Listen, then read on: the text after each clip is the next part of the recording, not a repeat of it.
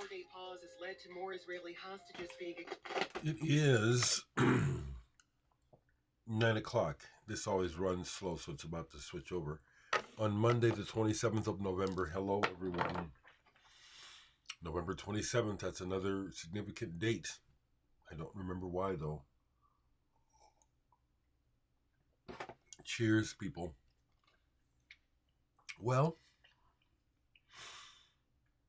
in music news right away, because I seem to be one of the people,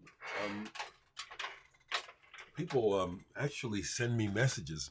You know, some I know and some I don't know when people die in the music. You know, it's like I guess I have a reputation now for being aware of these things. But I was informed yesterday, sadly, that Kevin Geordie Walker, the amazing guitarist with Killing Joke, and I mean amazing, has passed away. He had a stroke. He was only, and I will say that, I'm 68, he was only 64.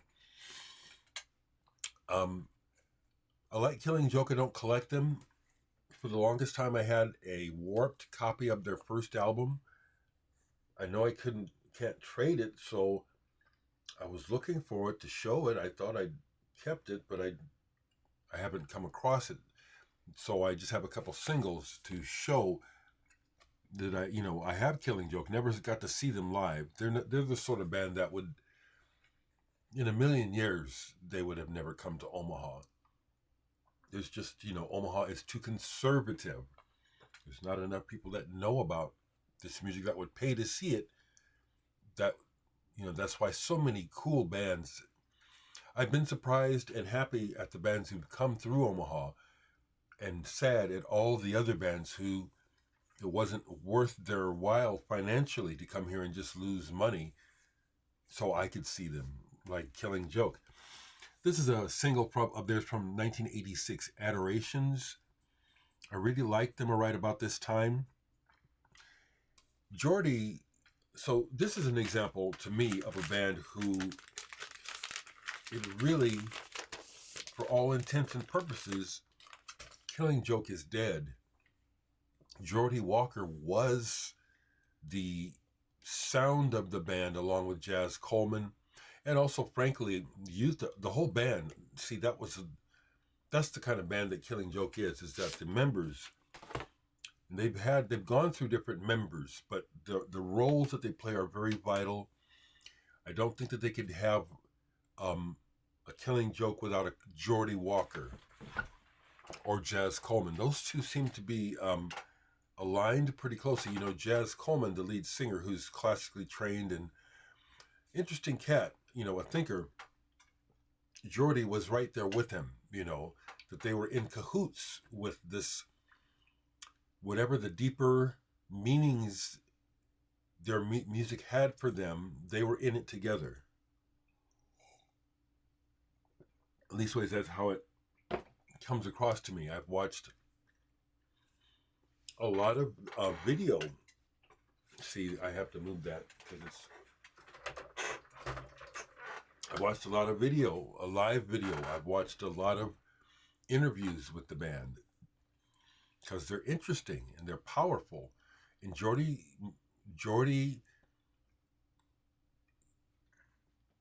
he had a technique. Watch any of the videos of him playing and the way that he sweeps up and down on those strings. It's like you can't really see what he's doing. That's how deep his talent was. Now, obviously, he used effects to get that big wash of a sound, and he had a signature guitar, big gold top thing. I don't know the model number. And those things were like seemingly inseparable from him. But I bet you that he could get that sound with most any guitar. Again, a lot of it is in the hands. It's in the creator, the person. It's your essence is coming through that instrument.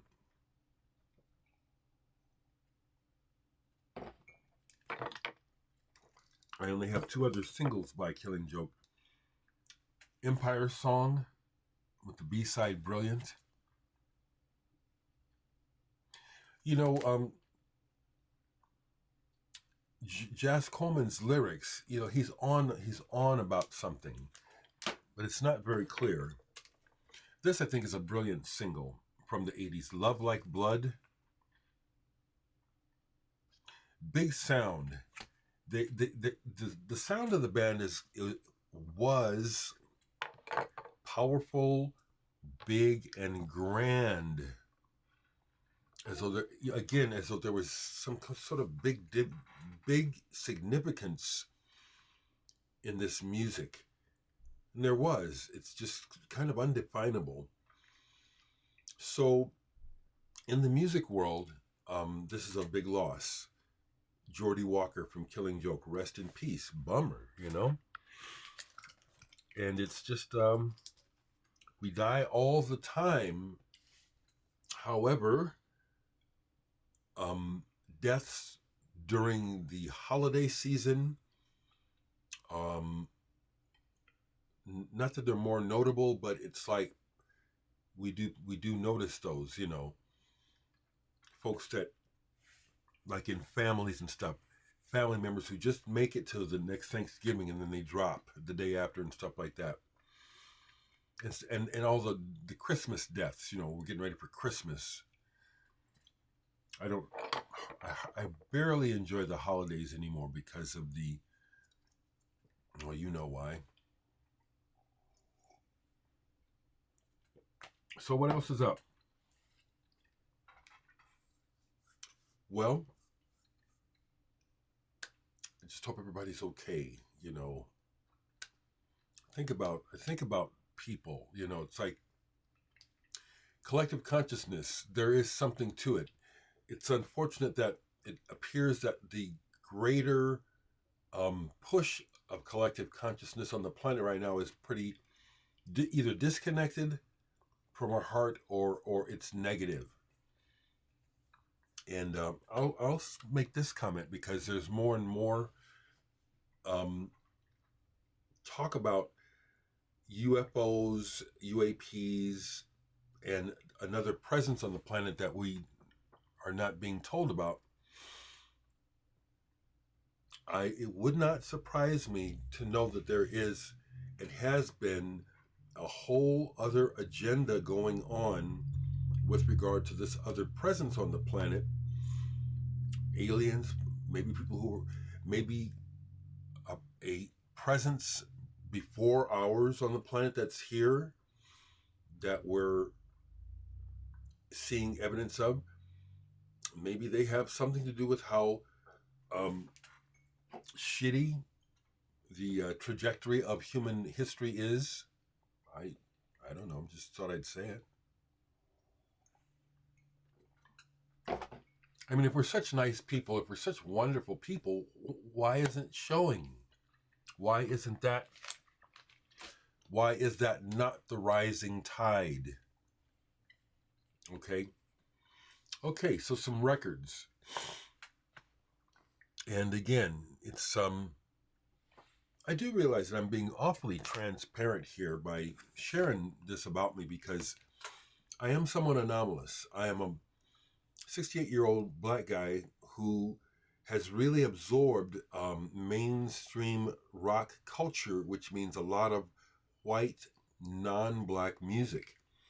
And I love it. And I see the continuum directly from my blackness to this so-called whiteness. For me, there is not a separation. We're all human, and this is my music. I feel the need to explain that, or I want to explain it every now and then, so folks can understand.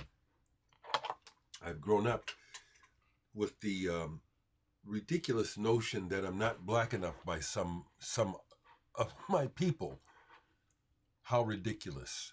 It's reverse prejudice. We have such strange thinking habits, don't we? So, Dereck Fisher, if you happen to see this, I'm shouting you out because I like your channel, your page on Facebook, Psychedelic Situation. I belong to several groups, and several groups have tried themes that have worked, and then they just fall apart. for some reason, Dereck's weekend theme habit seems to be sticking, and I'm enjoying it for the most part. He's had a couple of weekend themes where I thought, this isn't really very much fun, so I didn't participate. This weekend's theme was real good for me. Singer-Songwriters, and Dereck appears to be focused a lot on records from the past, independent and psychedelic records. So I like to participate, and so I'll show what's still sitting out that I showed in that group. It prompted me to play a couple records that I hadn't played in a while, and this is one of them. Tony Kosinec, Processes. On the major label Columbia. I have 2 of his albums. Good writer. His singing voice is like, it's a little reedy, but I can see where they thought maybe it could catch on. You know, that there's a lot of personality in the voice. It didn't catch on. But I hadn't played this in a long time. It's more than singer-songwriter, but there are the songs where it's just him and guitar, but most of this is with arrangements. Slightly jazzy, not rock. Kind of like a Laura Nero. Do you know her? This is good. Good songs, and besides the words, which is the big deal for him, the arrangements. You know, he tries to keep the music interesting, and so that's what I mean by jazzy. There'll be these, okay, I'll get that later. There'll be these parts where it's going this way, and then suddenly there'll be this chord change that goes like this. I love stuff like that. And you can do that in any kind of music, pretty much. I didn't play this, but I pulled this. I had recently bought a used copy of Sweet Thursday. I told you about that album I used to have. Alun Davies was in that band, plus he was with Cat Stevens for years. This is his, I think this is his only solo album that I know about. Day Do. Came out in, 1972. I love that cover. And I love this album. And there's a direct connection. I even credit the inspiration on my album Dereck 2. On my album Dereck 2, there's a song called Little Black Dog. Now, when I was writing the song Little Black Dog, you know, it seemed familiar, but I couldn't place it. And it wasn't until I had made the record and finished it that I pulled and played this. I hadn't played in a while. But there's a song on here called Portobello Road, and that's where I got Little Black Dog. And so I credited on here that the song Little Black Dog is inspired by this song. It's a good album. He also has a distinct voice. Here's another one I played. I played 2 of his. I put one away because it's damaged. I need to replace the album. It's like on one of my favorite songs. I forgot about the skip. These are records I used to play in my youth, my lonely teenage, you know, when you're young and everything is full of angst and too important. Ian Matthews from Matthews Southern Comfort Band. The folks that had a hit with Woodstock, that's his voice. Ian Matthews, I love his voice, but I like his songwriting. Tigers Will Survive, an American Vertigo. So I must explain that on these Ian Matthews records, there is a very strong country element in the music, including steel guitar and everything. But those songs where the country is super evident were the songs I would always skip as a kid, because it's the quiet, introspective songs that really touched me and still do. Midnight on the Water is on here. Hope You Know. Never Again is kind of a rocker on here, but it's still. And very touching. Um, I love this album. This is a favorite album of mine. It's all taped up and everything, and I have another one of his. If you saw through my eyes, I loved it. Okay, just again to further explain, there are some people who really love lovers rock, and they really go for stuff like Al Green and David Porter, and I'm going kind of old school because of my age, where it's that vein of singers that's never really been my focus. It's not what I'm thinking about. This stuff leaves more of an open door for me to interpret the songs the way that I either want to or the way they feel. That's why you see me showing stuff like this, and not records like D'Angelo. Okay, I respect him and he's very good. I love the fact that I know people who have worked with him, but I don't listen to it. It's just not in my wheelhouse. This stuff is, and I love sharing it with you. I love telling you about this stuff.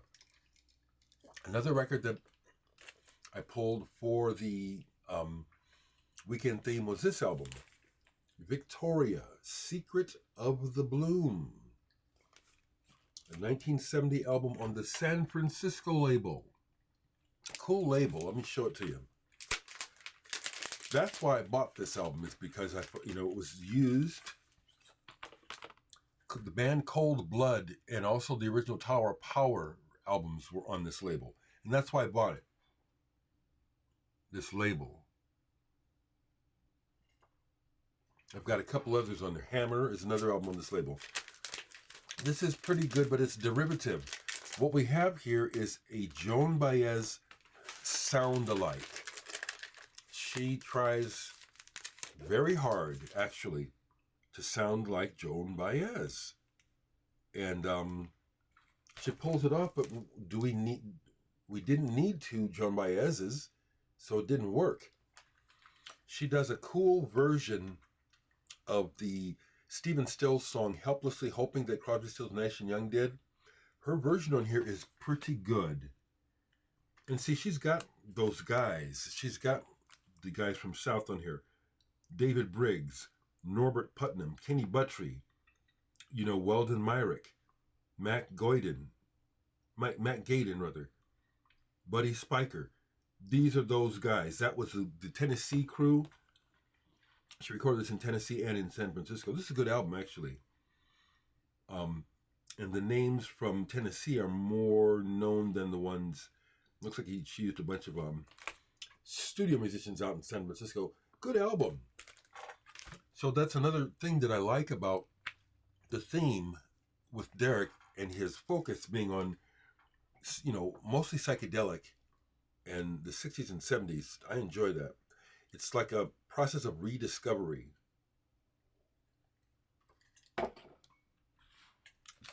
If you remember, I told you that because of Record Store Day. Let me pull them. Because of Black Friday, the way that Homer's, the biggest local record store, does, they hold a lot of really good used records until Record Store Days to put out. I mean, some really boss stuff that I wish they'd put out all the time.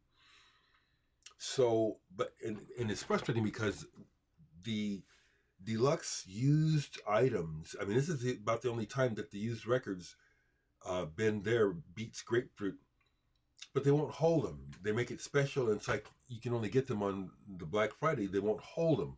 Usually during the week, if they show something in their used update that I like, I can call them and say, can you hold that for me?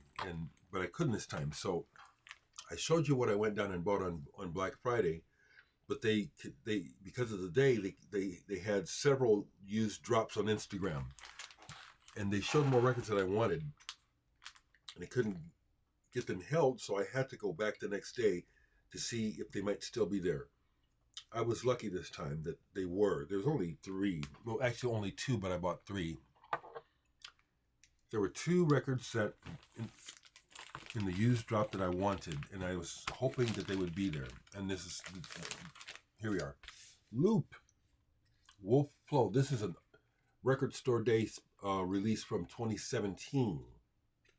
So that was then, after this, Homer's revealed that they have this back stock of Record Store Day special releases from years past that never sold, that they have been cherry picking and putting out, and apparently they're going to make them available now through their website now.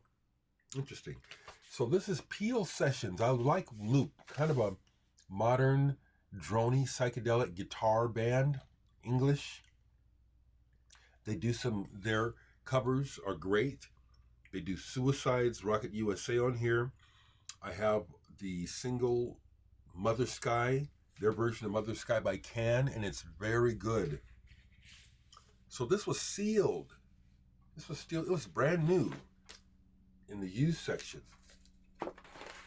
And I like this band, I do. Got into a conversation with Mark and one of the other older employees down there when I bought this, because not Mark, but the other guy, Mike, who I like, about my age, he didn't know about Loop. And I said, oh, yeah, okay, so kind of like Spaceman 3, do you know Spaceman 3? And he said, oh, yeah. And I said, I like Loop better. And Mark Manor spoke up because we're friends. He said, oh, no. And I said, I think I know what you mean, Mark, but from a person who can play this, and there is a difference when you can play the music, I think you're missing something. You think Spaceman 3 is good and you don't catch Loop? I think you're missing something. I had fun with that with those guys. Because all the time I go down there, I'm always informing them, everyone, including Mark and the main guy, about stuff. And so, you guys are running the record store and you guys don't know this. Come on. Ready for another cup already. Yeah, these videos are, I've made long videos. I've done an hour-long video in the past. The reason why I try to keep it like this is because of the upload time. It's not that big of a deal, but it's just me. It's like I want to get it up there and let people see what's going on and see what you have to say. I do like reading your comments. I'm not interested in having a conversation in the comments, though. That's the thing I want to avoid, because I've seen where people get going and it's like they expect you to talk all day. It's like, no, get the fuck out of here. Okay. The other record that was in the used section, I said, boy, this might not be there. And it's not that I want to listen to it. It's part of my collection. And there's the limited edition, 1,500 copies, individually numbered. That's why I thought to myself, this might not be there, but it was. The Residents, Please Do Not Steal It. A special DJ record. So, all of the cuts on here, I have all of them on the original releases. Okay? But as a collector of the Residents, and they put out a lot of stuff, and they don't try to collect it all because it's insane. They got their audience. They're constantly releasing stuff, constantly.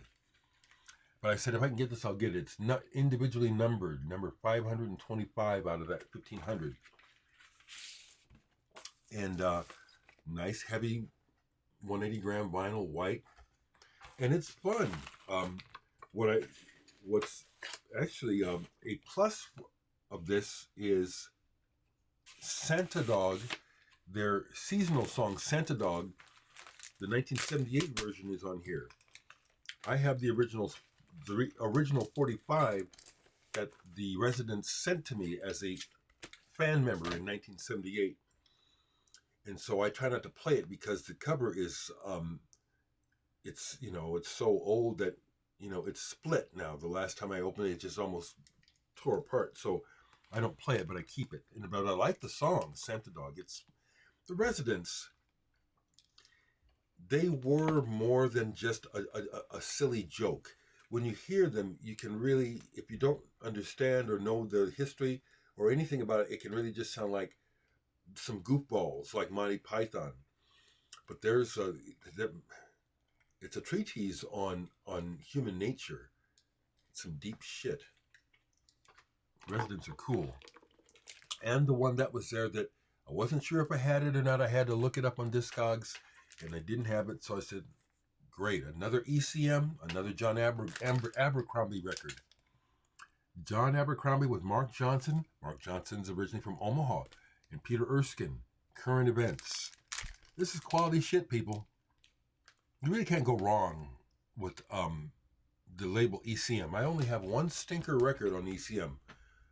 It's that group that Shankar put out.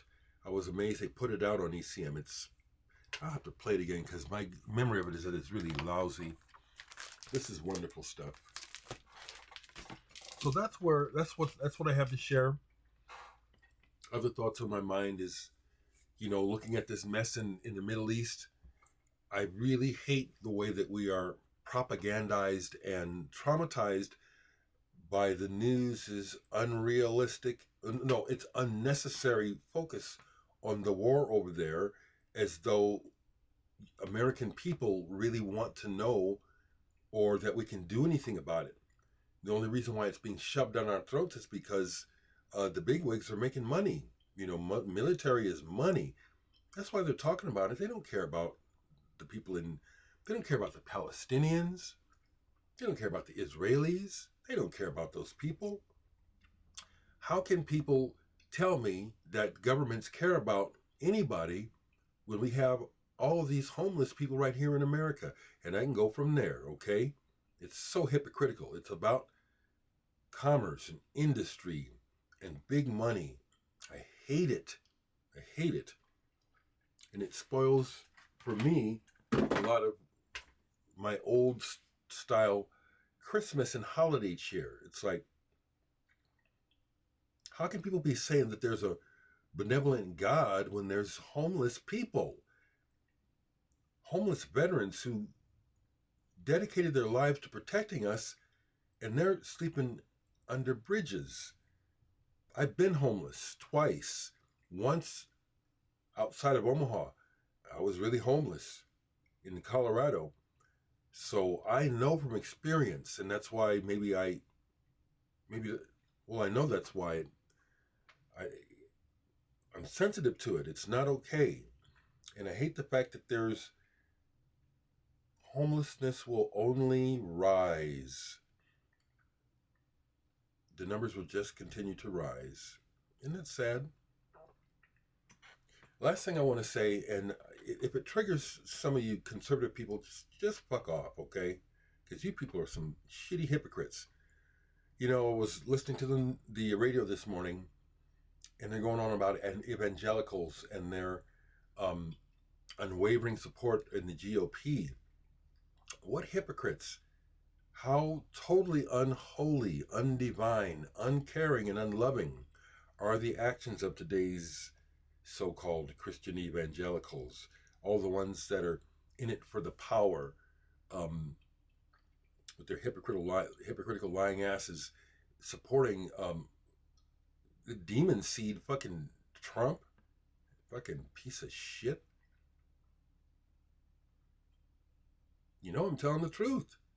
These bad times, those people aren't doing good things for the nation or for anyone but themselves. Don't come on here defending that stuff. It's wrong. And the holiday season, with all the fake shit and all the trying to just act like everything's just fine, just exacerbates my frustration with the reality of the world we live in. Okay, it's another half hour. Let me shut up. Talk to me, people. I love you. Family, I love you.